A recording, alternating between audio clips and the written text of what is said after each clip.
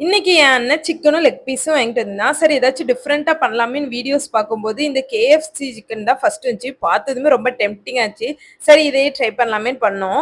இது பண்றதுக்கு ஒரு பவுல்ல 3/4 கப் தயிர், 1 கப் பால், 1 முட்டை, 2 டீஸ்பூன் இஞ்சி பூண்டு பேஸ்ட், 2 டீஸ்பூன் வத்தப்பொடி, 1 டீஸ்பூன் மிளகு பொடி, தேவையான அளவு உப்பு, 1/2 லெமன் ஜூஸ் ஆட் பண்ணி நல்லா மிக்ஸ் பண்ணிக்கலாம். இதுல நம்ம வாங்கி வச்சிருந்த சிக்கனை நல்லா ஒரு 2 மணி நேரத்துக்கு ஊற வச்சுக்கலாம்.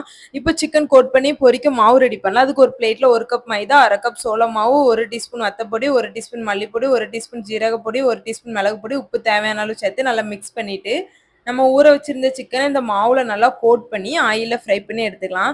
இது 2 வேல பண்ணலாம். சிங்கிள் கோட்டிங் அண்ட் டபுள் கோட்டிங்ல பண்ணலாம். இப்போ நம்ம பண்ணது வந்து சிங்கிள் கோட்டிங். இப்போ டபுள் கோட்டிங் எப்படி பண்றது பார்க்கலாம். அதே ஊற வச்ச சிக்கனை மாவுல போட்டு நல்லா எடுத்துட்டு திரும்பியும் அதே மிக்சர்ல போட்டு எடுத்து மாவுல மறுபடியும் கோட் பண்ணி ஆயில போட்டு ஃப்ரை பண்ணி எடுத்தா டபுள் கோட்டிங். நம்ம இஷ்டம் தான், எப்படினாலும் போட்டு எடுத்துக்கலாம். ரெண்டுமே நல்லா சூப்பரா இருந்துச்சு. டேஸ்ட் வைஸ் செம்மையா இருந்துச்சு. வீட்டில் எல்லாருமே ரொம்ப விரும்பி சாப்பிட்டாங்க. நீங்களும் கண்டிப்பா ட்ரை பண்ணுங்க. பண்ணிட்டு எப்படி இருந்துச்சுன்னு கமெண்ட் பண்ணுங்க. வீடியோ பிடிச்சிருந்தா சப்ஸ்கிரைப் பண்ணுங்க.